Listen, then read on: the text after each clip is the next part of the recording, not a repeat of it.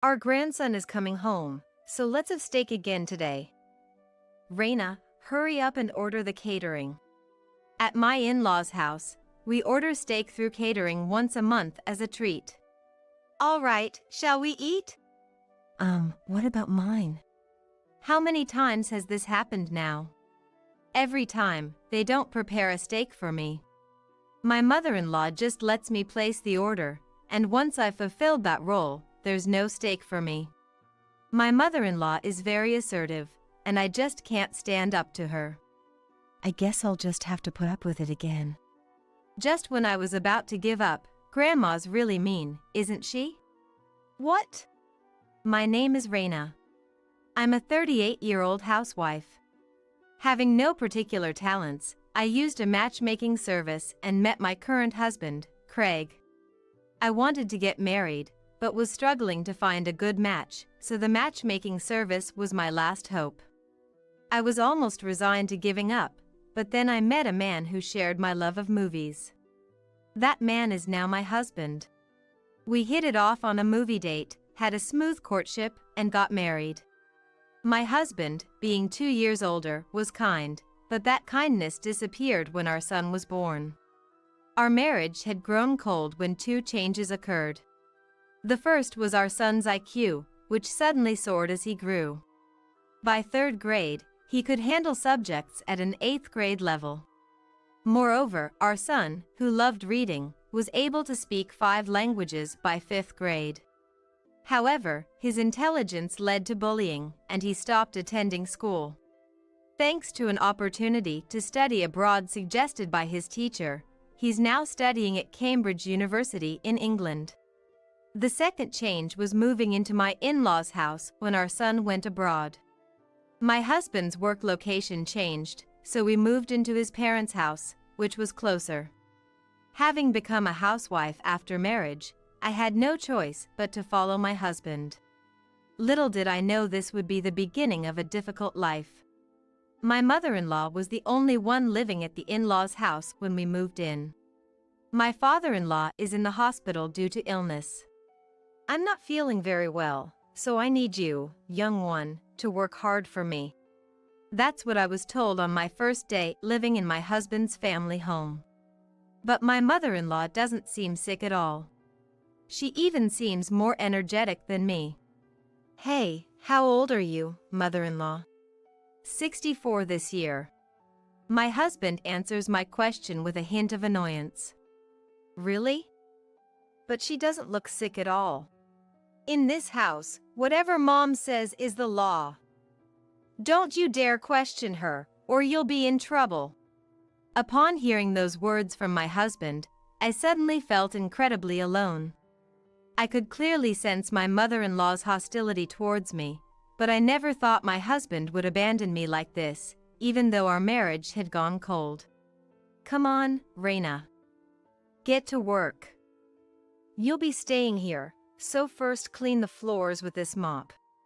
With that, I was handed an old mop and bucket. Looking around, I noticed dust accumulated everywhere. It was clear the cleaning hadn't been thorough. Can I start by using the vacuum cleaner? I thought to tackle the dust first. Don't rely on modern tools. Just do it all with the mop. Despite having a vacuum cleaner in the house, my mother-in-law refused to let me use it. I gave in and obediently replied, "Understood. Could you do that part while I do this one?" I thought we would clean together, so I asked my husband, but my mother-in-law interrupted with a contemptuous look. "What are you talking about? Craig and I will chat and rest here. You clean by yourself." But the house is unnecessarily big with 6 beds, 3 baths. It was impossible for me to clean it all alone. Also, do the dishes that have piled up, please. I was already at my limit with the floor cleaning, and now she was adding more demands. I can't handle it all. This house is too big. Oh, really? Then I'll allow you to use the vacuum for $10 every 10 minutes. How's that? That's too expensive. You can't even pay $10? What a poor daughter-in-law.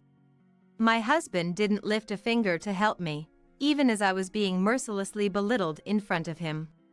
Moreover, he said, "It looks bad to squat and talk while mopping." When it was just the two of us living together, the lack of conversation was manageable. But since coming to his parents' house, my husband's cold behavior had turned into something like psychological abuse. "Let's have steak today. I know a delicious place." With that, my mother-in-law called for catering. My arms ached, but I somehow finished the cleaning and dishes. And right when I finished, the catered steak arrived. I worked hard for this. I was beyond excited for the steak. Ever since I heard that we'd be ordering steak, I put extra effort into cleaning. My mother-in-law said it was going to be an expensive steak, and I couldn't help but wonder just how delicious it would be. My stomach seemed to growl just thinking about it. "Raina, please pour some water." My mother-in-law's tone was commanding and cold, but I could endure it all for this moment. I absolutely love steak, especially filet mignon. Once I finished pouring the water, the ordered steaks were lined up on the table. "Wow, it looks delicious. Thank you, mother-in-law." I thanked her with joy. "Huh? What are you talking about? There's no way there's any for you." My mother-in-law responded with a puzzled face. "What? What do you mean there's none?" I felt my heart sink to rock bottom. "I cleaned the floors as you asked, and I have done the dishes," I said weakly, only for my mother-in-law to retort, "That's only natural. It was merely a token of appreciation for letting you stay. Think of it as paying a fee through your actions. Did you think you could live here for free?" I had moved into my in-laws' house due to my husband's work, and it was already nothing short of hell. Yet, I didn't have the money to live on my own. Since getting married, I only received $200 a month for allowance. After buying clothes, cosmetics, and necessities, I cannot save. My savings before meeting my husband were spent on moving expenses and my father's surgery. I thought I would at least be secure as a housewife. I realized how naive I had been. "So what about my dinner?" My mother-in-law seemed completely unprepared for that question and began pondering. Let me think." I felt hurt and questioned my worth. "There are some noodles around, you can eat those." The table held high-quality steaks, and my meal was noodles. This stark difference told the story of my place in this family. They both ate their steaks in silence, never offering me a bite. "Raina, wash this knife and fork thoroughly." The only time I came close to the steak was when I washed the knife and fork after they were done eating. From the very first day, I endured horrible mistreatment, and I was mentally and physically exhausted. One day, during this never-ending cycle, a call came from our son, who was studying abroad. "Mom, long time no see.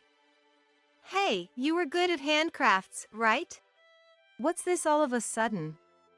"I wouldn't say I'm good at it, but I do embroidery as a hobby." "Really? Handcrafts are trendy here in America now, and I was reminded of your work. There are specialty stores here, but even looking back now, the quality of your embroidery is on another level." My son praised me during this rare phone call. How long has it been since someone praised me? I couldn't help but feel happy and even shed a few tears. "Thank you." Only Leo would say something like that to me. My emotions must have transmitted to my son, because he said, "Mom, is something wrong? Your voice is trembling." "What?" My son is learning psychology in school, it seems. He said he has perfectly memorized all human unconscious actions that tie to mental states. Already a high IQ son, he's been further honed by receiving quality education. Now, they say his IQ is even measured at 200. even as his mother, I can't believe he's the same person. Thanks to that, he has completely seen through my heart. Did something happen with Dad? I remained silent for a moment, then gathered my courage to tell my son about the situation at my in-laws' house. I felt shameful as a parent, but I was grateful to have someone nearby to talk to. So, it's tough every day. When I finished my story, he said, "I'll come home once. It's summer vacation, and I've saved up some money from my part-time job." I insisted that everything was fine, but he wouldn't listen, and my son is coming home soon. Time flew during our long overdue phone call, and an hour had passed. Feeling rejuvenated, I thanked my son and hung up. When the call ended, my mother-in-law approached me with a glare. "That's quite a luxurious long phone call." The energy I gained from my son slowly depleted as I dealt with my mother-in-law. I'm sorry. More importantly, we're having a block party at our house tomorrow. Take care of the shopping." With that, my mother-in-law handed me a long list of items and left. At the end of the note, it said, "Make a reservation for steak catering." Then came the day of the block party. People started to gather after noon, and before I knew it, there were 10. Everyone calls my mother-in-law the president. "Come on, Reina, what are you doing?" "Serve juice to everyone," she ordered. Mother-in-law, who used me no matter who was around. "Lorraine, don't overwork the girl. It's pitiful. You should treat your daughter-in-law more kindly." Some did stand up for me against my mother-in-law's harassment. But my mother-in-law wasn't pleased and threatened.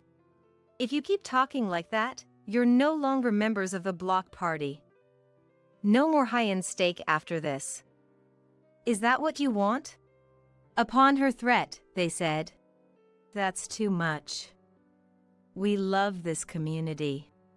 I'm sorry, Reina is my name." Yes, Reina. "We can't go against the president," they said, and the support they offered was quickly withdrawn by my mother-in-law. It seems she doesn't just control this house, but the whole area. There's no way I, a mere housewife, can win against this woman. The steak I had ordered arrived, and my mother-in-law began happily arranging it on the table. Since she had chosen the steak, it was surprisingly luxurious. The side dishes were a parade of high-end ingredients like caviar and truffles. But even here, my mother-in-law lectured me. "You think you can eat such good steak as a wife? You're 100 years too early. You won't have any this time either." My mother-in-law bullied me openly in front of everyone. The pitiful glances from those around us pierced me. No one could oppose my mother-in-law. I glanced at my husband, who was quietly eating his steak alone. "But surely, a little bit is fine, isn't it?" I was envious of not being able to eat the steak and slightly resisted my mother-in-law. "Of course it's not okay. But I'm not a demon. I bought beef noodles for you this time, so I'll give them to you," she said, handing me a serving of noodles. Upgraded from ordinary noodles to beef noodles. But what I wanted to eat was steak. I finally lost my patience and raised my voice. "Mother-in-law, this is too much. I prepared everything for today's block party. And yet you treat me like this?" "So, is this true? You prepared all this by yourself, Reina." "Lorraine, couldn't you be a little kinder?" With my words, everyone's eyes turned to my mother-in-law. "You all better not get carried away, or you'll be treated the same as this useless son's wife." My mother-in-law countered with determination. Everyone lost to my mother-in-law's intimidation, and no one said anything back. "Reina, you remember what I told you before? You must obey mother in this house." "But then..." My husband suddenly raised his voice. I was surprised by that voice, and my body flinched. Obey mother's instructions quietly. The atmosphere became silent at my husband's words, and the people who had been supporting me eventually said, "Yes, yes, Lorraine is right," filling the room with voices defending my mother-in-law. Frustrated, I ran away from the scene and locked myself in my bedroom. I wonder how many hours had passed. It seems I had fallen asleep. When I realized, the block party had dispersed and it was night. When I looked at my mobile phone, there was an email from my son. "Mom, I'm heading your way tomorrow." Apparently, my son was already in America, staying in a hotel. I went back to sleep. The next morning, as I went to the living room, my mother-in-law was making breakfast. "You really got carried away yesterday, didn't you?" "I'm sorry," I informed my mother-in-law, who attacked me without even a greeting, about my son. "Oh, Leo. If he's coming back, we'll have steak today." It seems my mother-in-law, who hadn't seen my son since he went abroad for study, was eagerly looking forward to seeing him again. She had already ordered catering from our usual steakhouse. And then, the evening came, and my son returned home. The dinner table was laden with steaks, even more luxurious than usual. "Leo, eat as much as you like." My mother-in-law was quite pleased. As always, I was treated like a servant. Thank you. But where's Mom's portion?" My kind-hearted son noticed that there was no steak for me and was worried. At that question, my usual mother-in-law attacked. "Oh, it's fine. Reina is always like this. More importantly, try this. It's made with beef from Nebraska." My mother-in-law looked happy to be reunited with her grandson after such a long time. But my son responded with unexpected words. "I don't want it. Why didn't you prepare Mom's portion? This is discrimination, isn't it?" he said, coolly. My mother-in-law was startled by this unexpected reaction. My husband also looked at our son, surprised. "What are you talking about?" "Grandma, I've heard everything from Mom. You really look down on her, don't you?" My son, who had returned home, had grown up strong and confident, more than I knew. Feeling antagonized by him, my mother-in-law began to panic. "What did you hear? I didn't do anything." "Grandma, you're mean, aren't you?" "What did you say? You're always looking down on Mom, right? You want to feel superior, but people like that usually lack confidence or have nothing to be proud of. That's why they attack others to feel superior. It's a mean personality." "Leo, just because you're a child doesn't mean you can say anything." "Then what about a grandma who can't tell right from wrong?" My son's counterattacks didn't stop, and my mother-in-law was increasingly cornered. "That's true, isn't it? Everyone has an equal share of steak, but Mom has nothing. This is clear discrimination. Normally, this would lead to a fight. I've seen it happen many times." My son was looking at my mother-in-law with cold eyes, far beyond his years. Seeing those eyes, she became a little timid and quieted down. But my son's momentum did not stop. "You're panicking. Your eye movements, habits, and amount of sweat tell the story. I'm studying psychology at Cambridge University, always at the top of my class, and I assist a professor every day. I see many types of people, and Grandma, you have a typical dictator personality." "Me, a dictator?" My mother-in-law seemed to have taken some damage, making a face. She probably never thought the day would come when her grandson would say such things. "You're sweating a lot from the agitation. Are you panicking, Grandma? Maybe no one has ever spoken to you frankly before?" "That's..." My son was completely in control of the conversation's pace. I was simply watching the two of them. My husband was doing the same. But there's really nothing to it, is there? I wonder why everyone was so afraid. By the way, Grandma, do you have something you're good at? Good at? Well, you were snapping at Mom even though you have no talents. That's not cool. Mom has some, though. That's mean. Do you have to say that? My mother-in-law was gradually backed into a corner, losing her ability to articulate. My son showed no mercy to her. Mean? What you did, Grandma, was far meaner. Plus, Mom is skilled in embroidery. It could even sell in England. I was surprised by my son's words. It was the first time my hobby was appreciated like this. So, what's your point? Don't you get it? Mom has skills beyond others, but you, Grandma, have none. Yet you try to belittle Mom and assert dominance. Is it because you can't accept someone being superior, knowing that you can't do anything? Grandma, you are the weakest here.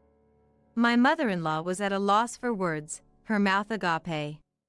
She must have been struck by the undeniable truth. She couldn't say anything in return. And you, Dad? What have you been doing all this time? Why didn't you help Mom when she was struggling? Well, that's... You couldn't stand up to Grandma, could you? I don't know if it's because she's your mother, but if so, why did you marry Mom? My husband, too, was stumped by my son's legitimate questions and had no reply. Of everyone present, my son was the calmest and wisest.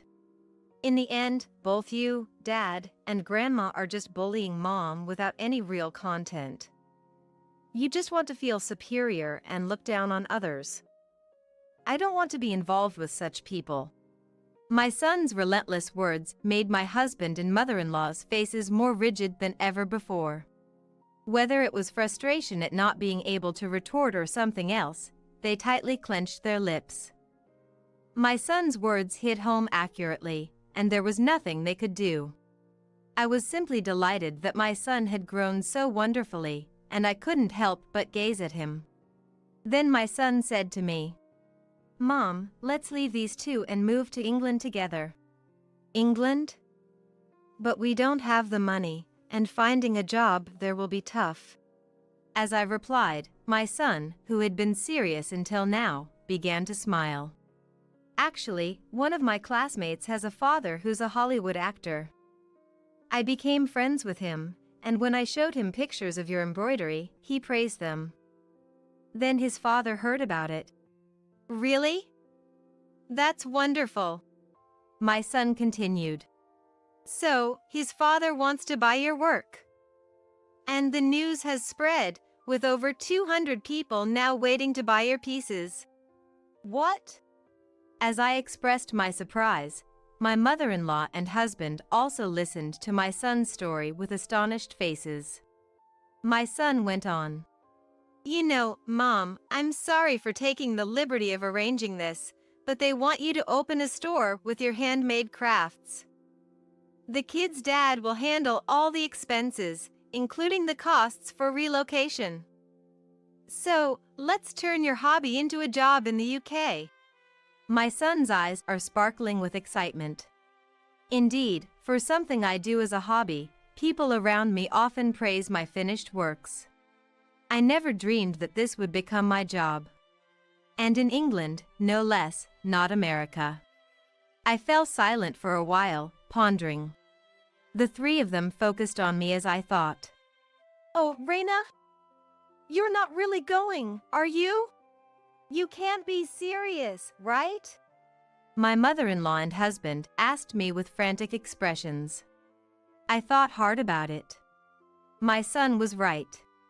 If I'm going to be harassed at my in-laws' house anyway, I want to make my hobby my job. Moreover, the already frosty relationship with my husband has worsened due to his cold attitude. I felt like I didn't need to be here anymore, and I made up my mind. I'll give it a try. I accepted my son's proposal. My son was overjoyed at my answer, and my mother-in-law and husband wore shocked expressions. I decided to say it plainly. That's it. I'm divorcing you. I'm tired of being with you and being oppressed by your mother. Let me be free. With that, my husband slumped and said, "All right." My mother-in-law was ranting until the end, but I didn't catch any of it and don't remember. And so, the divorce was finalized without fuss, and I was freed from my in-laws' house. Now, I'm busy in England, preparing to open a shop. I insisted on making all the products by hand. This may be the most fulfilling time in my life. Later, I heard from my son that right after I arrived in England, my former mother-in-law stumbled at the entrance and ended up in the hospital. When she was injured, my former husband didn't know what to do, so he called an ambulance, but as she was being carried away, she ranted and raved, her complaints echoing throughout the neighborhood. This incident led to the block party members finally distancing themselves from my former mother-in-law. Since they were merely members who had quietly obeyed under intimidation, there were no real friends around her. My son apparently still keeps in touch with my former husband. It seems my former husband is doing all the housework by himself since my former mother-in-law was hospitalized, and with increased expenses, he has started working a late-night part-time job. The two who had continued to torment me have now begun to fall in life. Considering my former mother-in-law's age, full recovery may be difficult, and she may need care even after discharge. It's going to be tough, but I hope the two of them will do their best to live on. I am steadily working on products for the opening. My son is helping with the interior decoration of the shop next door. Although the idea of moving abroad was scary at first, my son is helping me wholeheartedly, which is very reassuring. My son, who rescued me from a painful in-law family. Now, as a mother, I will do my best to support my son as I finish the last piece. Violet, today's a family trip, okay? So we're going to have fun just with the family. As I stood there, speechless, unable to respond to my husband Frank, my mother-in-law Chanel spoke up. You really can't take a hint, can you? Stupidity must run in the family. Oh, how dreadful. What kind of upbringing did your mother provide you with? I really despise dealing with such stupid poor people. Did you actually think you could become part of our family? I've mentioned this before, haven't I? I'm not opposed to the idea of divorce. So, please go ahead and divorce Frank. It's a good thing you haven't had any children yet. Upon hearing Chanel's words, I opened the envelope Frank had given me. Inside was a completed divorce application form. When we got married, "Your smile is the best bouquet for me, Violet," Frank had said, slipping a silver ring onto my ring finger. I thought I could have a happy life with him. Chanel insulted my mother. She has no idea how my mother struggled to raise me and provide me with an education. My father-in-law Alex insulted my dad. He measured him by his own standards, unjustly judging his character. The Frank who used to send me bouquets on my birthday every year is gone. I've taken your love letters to heart. What day is today, Frank? You don't remember, do you? I didn't want to receive such a love letter on this day. But is that really what you think? Have you ever considered what you truly want? Either way, you've chosen your parents. That's all there is to it. Goodbye. Go to hell on that plane. I will never forgive you. I am Violet Miller, 35 years old. My parents divorced when I was in high school, and I've lived with my mom ever since. However, my mother passed away from an illness when I was 32. Then, 2 years ago, I happened to marry Frank, a year older than me. I met Frank while working a part-time job as a waitress at a nightclub. After losing my mother, I was in dire need of money. Despite my anxieties, I had no other choice but to dive into the nightlife. Frank was a customer there. Initially, he was brought along by an acquaintance, but eventually, he started coming by himself. Frank seemed to take a particular liking to me, visiting daily to see me. "Violet, you're the closest to my ideal woman I've ever met," he would say, drinking expensive liquor. He was a generous customer, and I learned that his father owned a company, with Frank being the heir apparent. Frank, with his gentle and laid-back demeanor, was popular at the club. After receiving strong advances from him, I quit my job at the club and started dating Frank. A year after we met, we got married.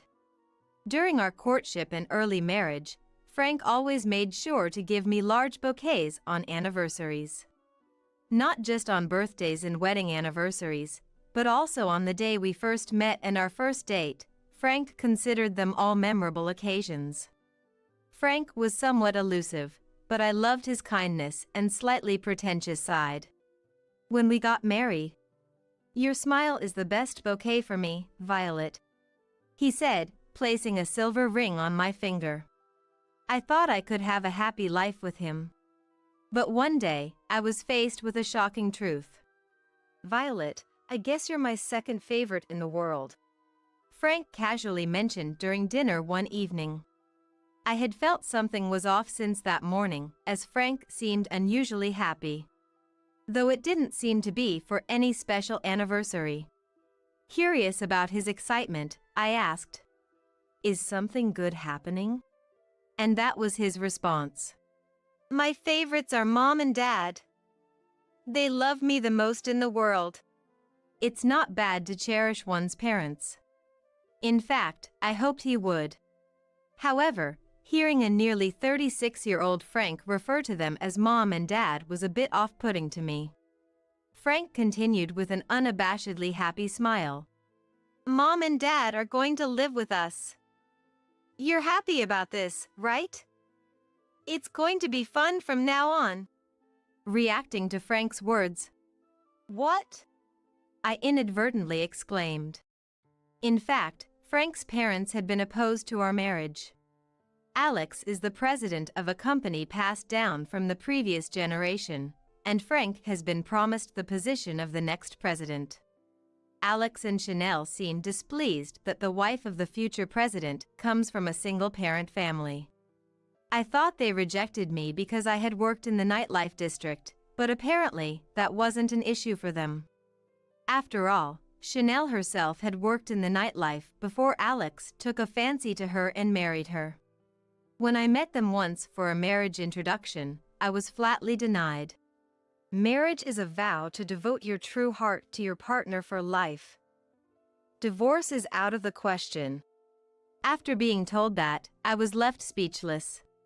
So why, I wonder, have Frank's parents now decided to move in with us? I don't really know, but maybe they've accepted us?" Frank says with a carefree laugh, but I'm filled with nothing but anxiety. I was never told about living together, nor did Frank consult me about it. If Frank's parents have accepted our marriage, that would be wonderful. But living together changes things. I believe we should gradually build a relationship with his parents, have discussions, and agree on living together. However, the words that came out of Frank's mouth were so shocking that they robbed me of all my words. "So, they're moving in tomorrow. Can you clean up the upstairs room, please?" Hearing that, I dropped the spoon I was holding and didn't even notice. The next evening, Frank's parents really did come to our house. I went to the entrance to greet them. "Alex, Chanel, it's been a while. Please, make yourselves at home." I greeted them politely, but there was no response from Alex and Chanel. When I looked up, Alex and Chanel were already gone, apparently having hurried into the house. Rushing after them, I found a touching reunion taking place in the living room. "Frank, I've missed you. Are you okay? Have you been eating properly? No one's been mean to you, have they?" Wondering what they could mean by mean, I watched the parent-child reunion scene with a smile. Chanel was hugging Frank tightly. Frank seemed happy, patting Chanel on the back. I'm being fed, at least.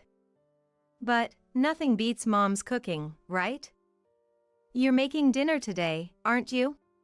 Frank was being as affectionate with Chanel as a child. Is this really how a nearly 40-year-old man should act, even if they haven't seen each other in a while? Of course. Let's enjoy dinner as a family today. Hearing this, Frank cheered, and Alex spoke up. Frank, it looks like the branch is doing well. I'm glad I left it to you. Alex runs the main company, and since Frank works at a branch, it seems they didn't see each other much. Yeah, everything's going smoothly. I don't have to do anything. Everyone around me takes care of it all. I just have to look over the documents. Work is so easy. I had never deliberately asked about Frank's work. Being the future president, I assumed he was handling his responsibilities commendably. But hearing their conversation made me suddenly anxious. Frank doesn't need to struggle. Leave the work to others, and you just enjoy your freedom. That's why we've surrounded you with competent people. Hearing Chanel's words, Frank nods obediently. Seeing this made me dizzy. Can a business really be run like this in today's world? Feeling a bit unsteady, I headed to the kitchen to make coffee. Then, could you not enter the kitchen without permission? Chanel told me, stopping me in my tracks. From today, that's my domain, so don't you dare enter without permission. And later, clean up all those tacky utensils you have there. Chanel said this without looking at me and then went back to conversing with Frank and Alex in the living room. I was so taken aback by the suddenness of it all that I just stood there, trying to process what was happening. Then Alex said, "Hey, how long is that outsider going to stand there? It's bothersome, so get lost." With that, he shooed me out of the living room like chasing away a dog. With my mind still not fully comprehending what had happened, I headed to my room. Finally managing to open the door and lock it, I just collapsed to the floor. Tears started to flow involuntarily. Frank, it's like they haven't accepted me at all. Can I really get along with Alex and Chanel from now on? With Frank acting the way he does, he'll definitely never stand up for me. I sat there, hugging my knees and crying. How much time has passed? Looking at the bedside clock, it was past 7 p.m. I left my room and quietly peeked into the living room. There, the three of them were enjoying a meal, seemingly prepared by Chanel. I couldn't tell what they were talking about, but they seemed to be having a good time. Just as I was about to sigh and return to my room, it happened. Oh, Violet. Come here. We're going to be living together, so let's get along. Chanel said, surprising me. Her attitude was a complete turnaround from before. Alex also added, Chanel's cooking is really delicious. Please, have some. With kind words I couldn't believe came from the same person who had shooed me away like a dog. As I nervously approached the dining table where they were sitting, Chanel pulled out a chair for me to sit.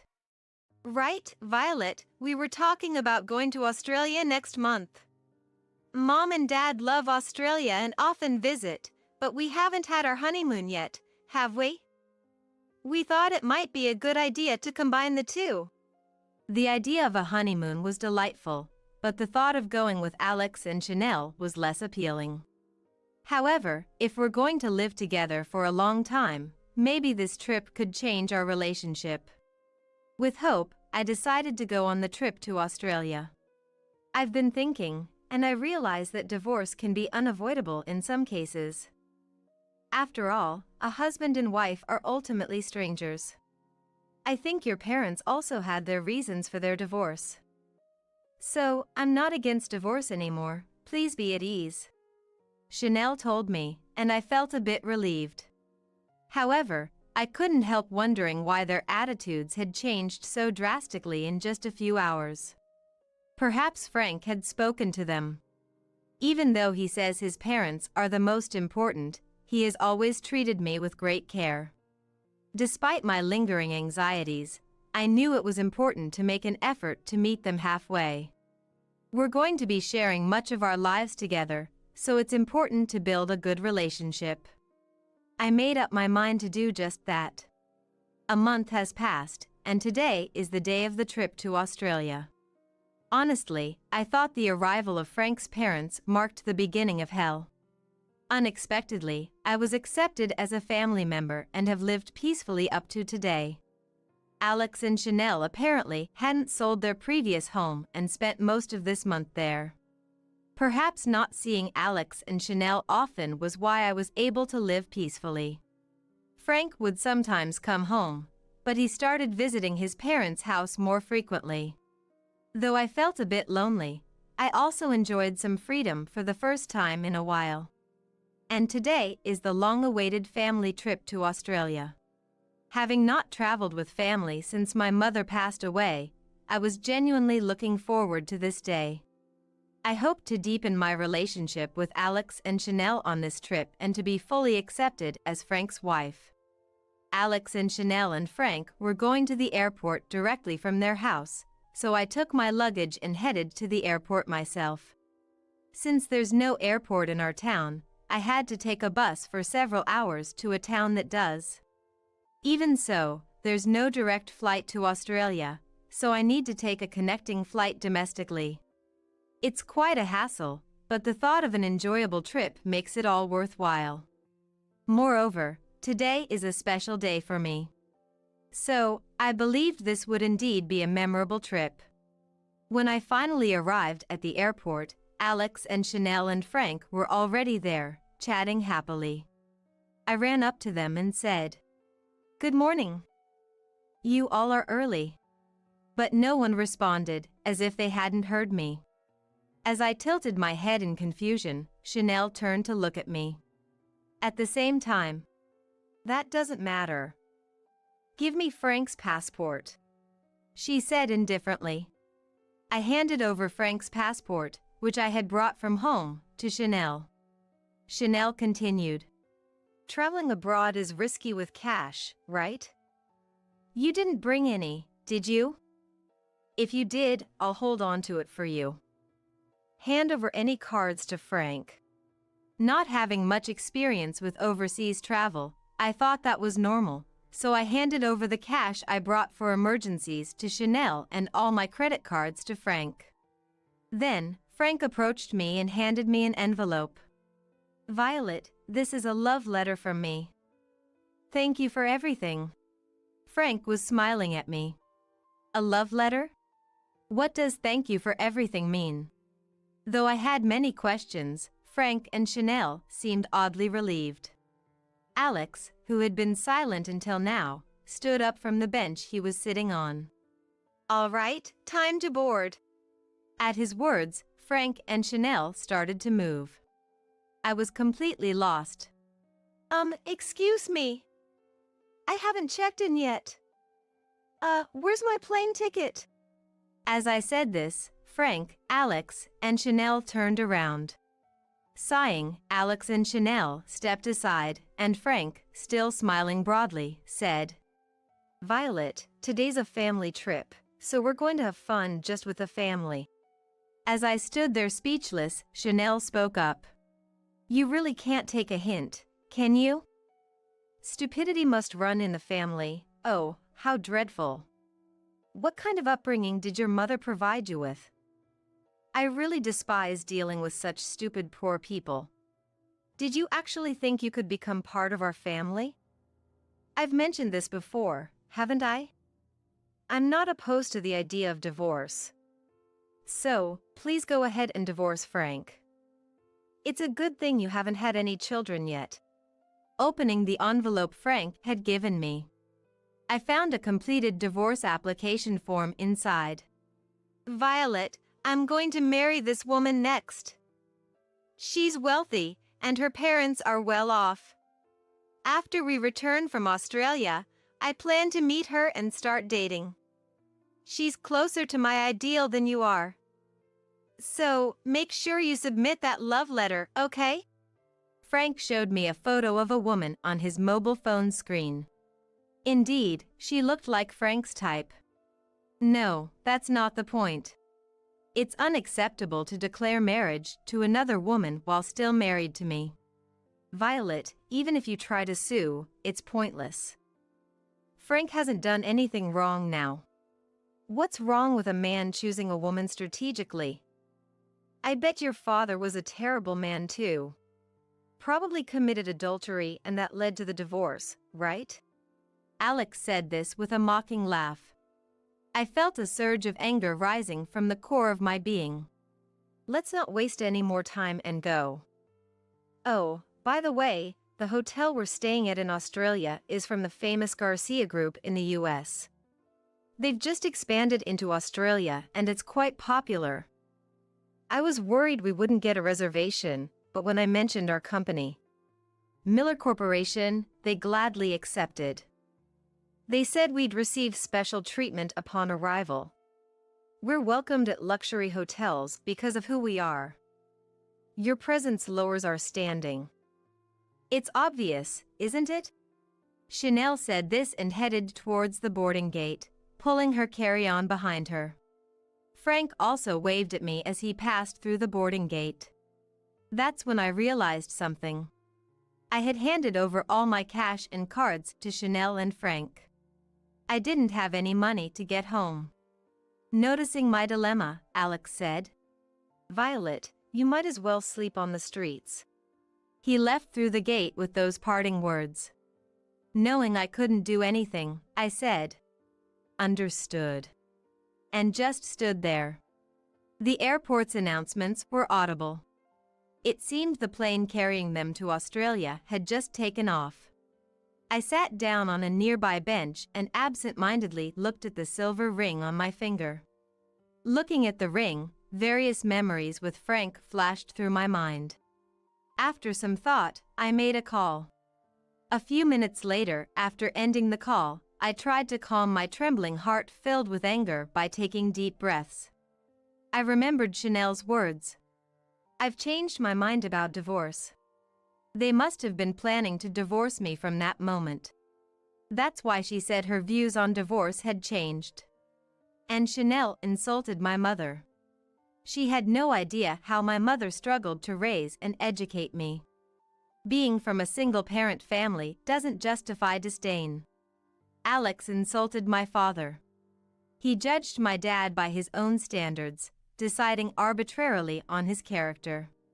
Though we didn't live together, my dad always cared for me.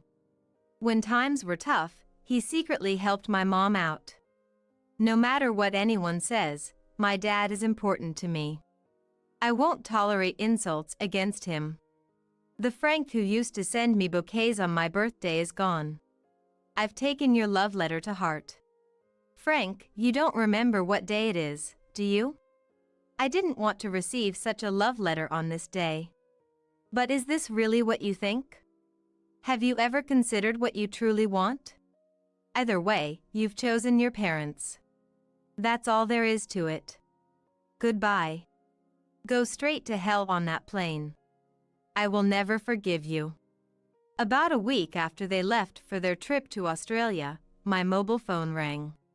Seeing Frank displayed on the screen, I let out a deep sigh. Reluctantly, I pressed the answer button, thinking I'd listen to what he had to say one last time. Hello, if it's... Hey you! Where are you right now? Chanel's loud voice cut me off. Hearing the voice I least wanted to hear, I felt a surge of discomfort. It doesn't matter where I am anymore, right?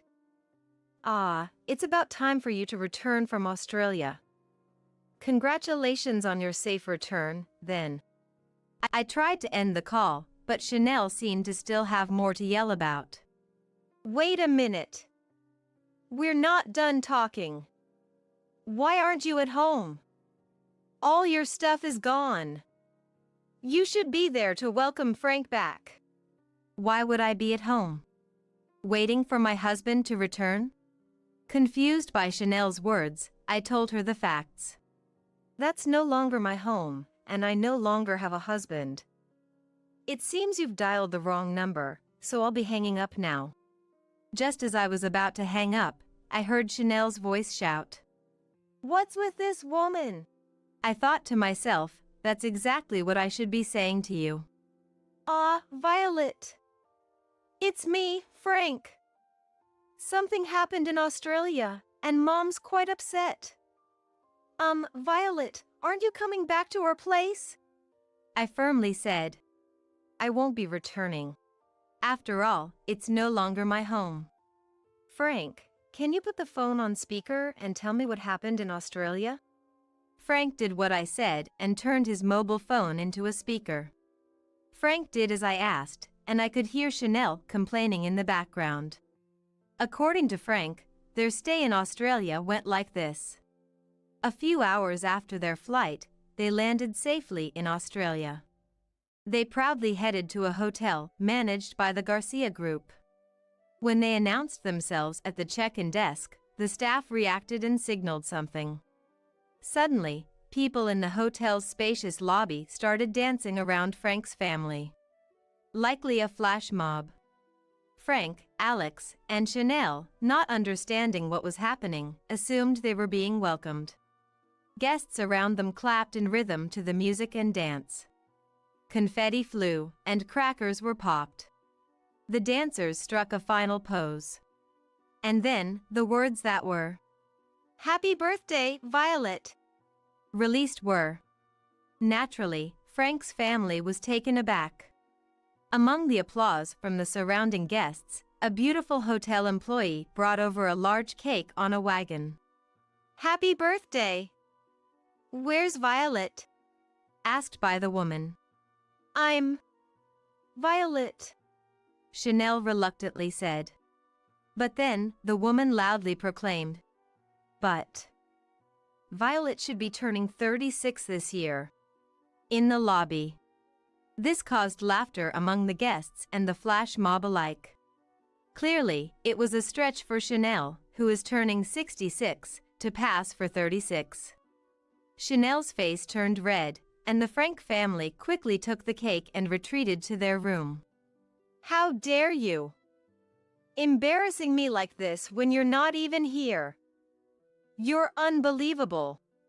Frank and Alex had a hard time calming down an angry Chanel. In search of a change of scenery, they went shopping in the hotel shops, only to be greeted everywhere with, "Where is Violet?" The stress Chanel must have felt, being asked this at every shop, must have been significant. After being asked for the umpteenth time, "Violet isn't here. She didn't come to Australia. Enough already!" Chanel burst out in anger. Then, a shop assistant said, "Why isn't Violet here? Princess Violet is the star of today." Hearing this, Chanel decided she had had enough of walking around the hotel that day. Hearing this story made me burst into laughter. "What are you laughing at? Don't laugh. What's this about Princess Violet? It's all your fault." I heard Chanel muttering something behind Frank, but I decided to ignore it for now. Yes, the Garcia Group hotels take their guests' birthdays very seriously. They have a concept of making the guest's special day memorable with special arrangements, which is popular among their customers. From the next day onwards, the "Where is Violet?" interrogations ceased, and they reportedly enjoyed a relatively fun Australian life. It seems there was a guest who recorded the entire sequence of events, including the flash mob dance. Chanel declaring herself as Violet was captured on film, and now, that short video is somewhat trending in America. That popular hotel accepted our reservation because of our company's name. It's proof that our company has grown and gained recognition. Be thankful for that." Chanel said this with a huff, and Alex, who hadn't said much until then, chimed in. After all, our company has significant investors. Seems like a businessman is personally investing. It's proof that our company's future is recognized. Alex, being the president, clearly took pride in his company. I wondered about Frank. Hey Frank, was the company okay while you were gone? Did you manage the handover properly? Frank seemed puzzled over the phone. What do you mean, handover? I didn't say anything to the company.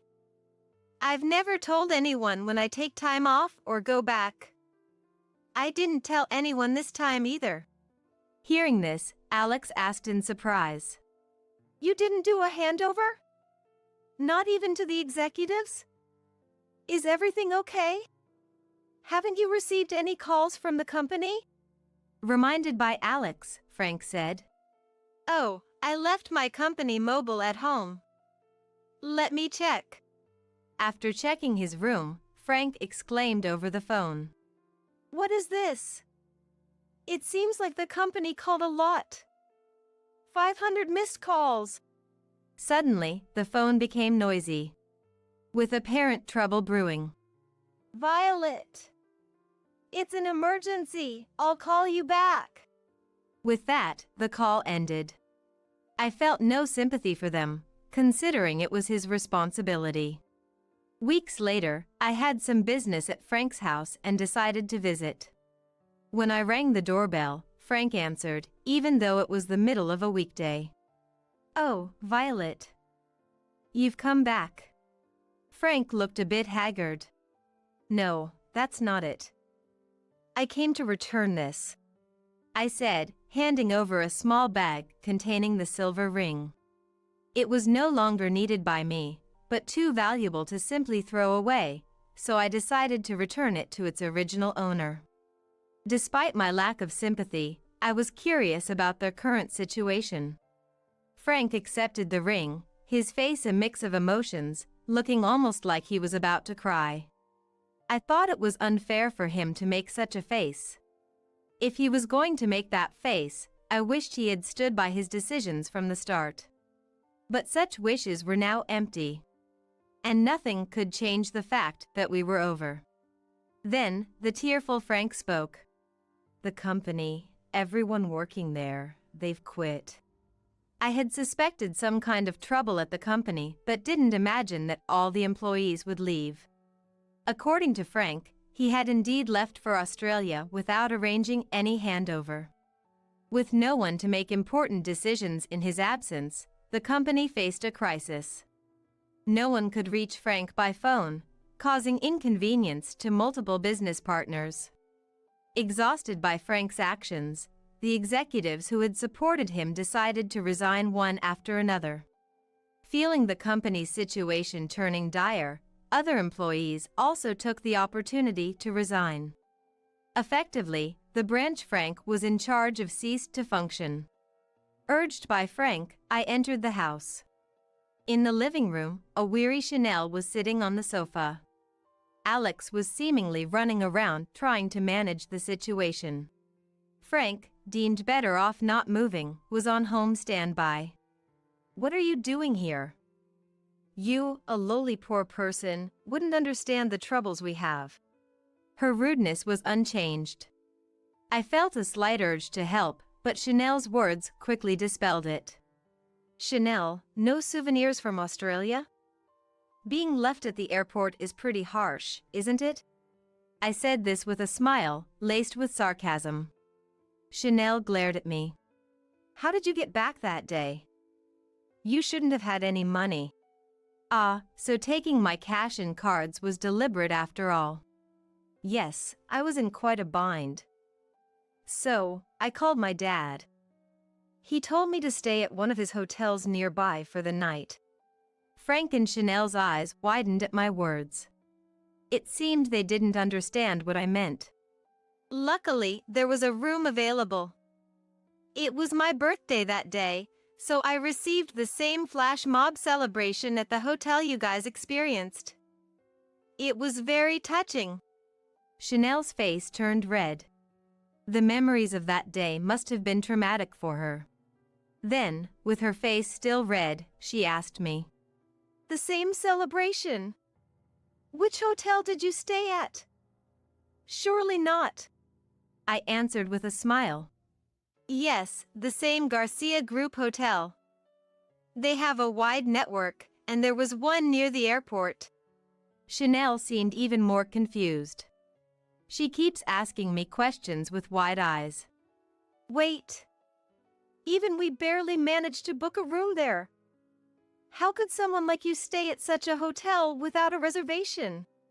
Before I could answer Chanel's question, a loud noise came from the entrance, and Alex entered the living room. "It's terrible. Our main investor said they're pulling out. It's over." Alex sat down, holding his head. Frank, realizing the gravity of the situation, looked panicked, his face pale. Chanel, who had been red-faced moments ago, now turned pale, looking despairingly at Alex. Just a few weeks ago, these same people who had looked down on me and laughed joyously were now in despair. Having lost everything. Yes, this is what I wanted to see. Those who disparaged my mother, insulted my father, betrayed and scorned me, now in despair and suffering. My father was very happy when Frank and I got married. He wanted the prosperity of Frank and Alex's company, so he invested personally, considering you all as precious family. But you despised me for being from a single-parent family and ultimately betrayed me in the cruelest way. My father said there was no reason to invest in such people anymore. With that, I left the house. I thought I heard their cries of anguish, but I didn't look back. I was no longer family to them. Perhaps we were never really a family from the beginning. I knew that the hotel we were supposed to stay at in Australia was managed by my real father. When a reservation request came in under the Miller name, my father made an effort to secure the booking. However, I didn't go to Australia. I didn't cancel the grand birthday welcome intentionally, to humiliate them. It was something I had asked my father to do. The reason my parents divorced was due to the common issue of drifting apart in their daily lives. My father, who had just started his company at that time, was incredibly busy every day. He now regrets that period deeply and cares a great deal about me. I also know how deeply saddened he was when my mother passed away. Even though we are apart, we are still a family. Frank. We are no longer a family, but I hope you will become more responsible and support your beloved parents. In the end, the only thing you can rely on is the bond of the heart that ties a family together. Later, I heard through the grapevine that Miller Corporation, Alex's company, had gone bankrupt. I think there was no future for that company the moment they considered making Frank the next president. One day, I saw someone who looked a lot like Frank at a construction site near my home. It was just for a moment, so I'm not sure if it was really him. Would Frank be sweating and doing physical labor? But part of me hopes it was him. I hope he becomes someone who can work hard to support his family. That's my final wish. Now, I'm training to become a staff member at the hotel managed by my father. It's a challenging job, but I take pride in doing something that brings smiles to people's faces. I've even learned the flash mob dance, looking forward to welcoming birthday guests to the hotel. Recently, I visited my mother's grave with my father. We prayed together and told her about recent events. Then, a strong wind blew, and we joked. "Maybe Mom is laughing now?" And we laughed together. Remembering this, my walkie-talkie crackles with a signal. It seems a birthday guest has checked in. All right. I brace myself and quickly head to the lobby, imagining the smiling faces of the guests waiting there.